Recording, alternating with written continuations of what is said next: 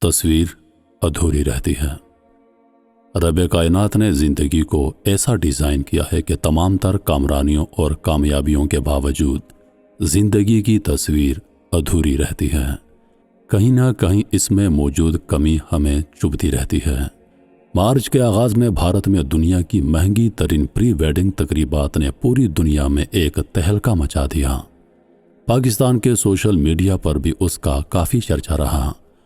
Mukesh Ambani Asia کے امیر ترین کاروباری اور دنیا کے امیر ترین لوگوں میں 11ویں نمبر پر ہیں۔ وہ ریلائنس گروپ کے بانی اور چیئرمین ہیں۔ اس تقریب میں مہمانوں کو 2500 ڈشز ناشتے، ظہرانے شام کی چائے عشائیے اور مڈ نائٹ ڈنر کے طور پر پیش کی گئیں۔ فلم انڈسٹری کے تمام سپر سٹار تقریب میں ناچتے دکھائی دیے۔ دنیا بھر سے نامور گلیمر شخصیات کی موجودگی کی چکا چوند کے باوجود اس تقریب کا مرکزی نگاہ دولہا انت امبانی تھے۔ تقریب کے دولہا انت امبانی اس وجہ سے بھی خبروں کا موضوع رہے کہ وہ ایک خطرناک بیماری کا شکار ہیں جس میں وزن بے تحاشا بڑھ جاتا ہے۔ انت امبانی کو شدید قسم کے دمے کا مرض لاحق ہے جس کا علاج عام دوائیوں سے ممکن نہیں، سو علاج کے لیے اسے اسٹیرائڈز دیے جاتے رہے ہیں۔ ان میں اسٹیرائڈز کی ایک قسم کارڈیو اسٹیرائڈز تھی۔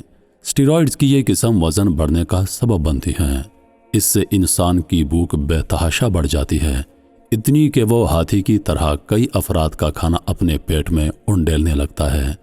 اسے قدرت کی ستم ظریفی کہیں کہ کھربوں ڈالر کے اثاثوں کے مالک مکیش امبانی کا لاڈلا اور چھوٹا بیٹا ایک ایسی بیماری کا شکار ہے جس کے علاج کے لیے اسٹیرائڈز کی تباہی کے سوا اور کوئی راستہ نہیں تھا۔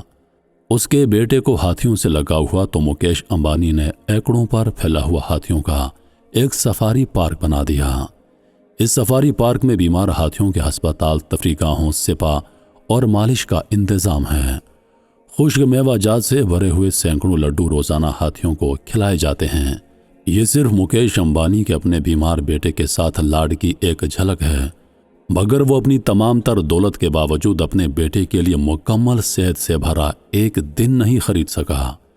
انت امبانی نے تقریب میں ہزاروں مہمانوں کے سامنے اپنے دل کی بات کرتے ہوئے کہا، میری زندگی پھولوں کی سیج نہیں رہی، میں نے کانٹوں کے راستوں پر چل کر زندگی گزاری ہے۔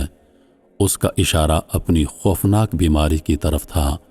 اس نے کہا، میں بچپن سے ہی ایک ایسی بیماری کا شکار تھا جس میں میرے والدین نے میرا بہت ساتھ دیا۔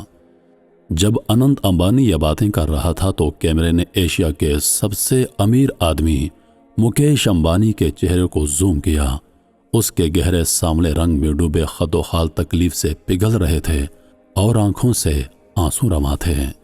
تکلیف اور بے بسی کے آنسو کے وہ کھربوں ڈالر کے اثاثوں کے باوجود اپنے بیٹے کے لیے مکمل صحت سے بھرا ایک دن نہیں خرید سکا۔ رب نے دنیا ایسی ہی بنائی ہے، تصویر ادھوری رہتی ہے۔ اسی ادھورے پن میں ہمیں اس ذات کا عکس دکھائی دیتا ہے جو مکمل ہے۔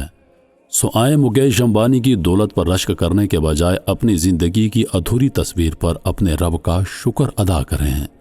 جہاں ہیں جیسے ہیں خوش رہیں، خوشیاں بانٹیں اور اللہ تعالیٰ کا شکر ادا کریں۔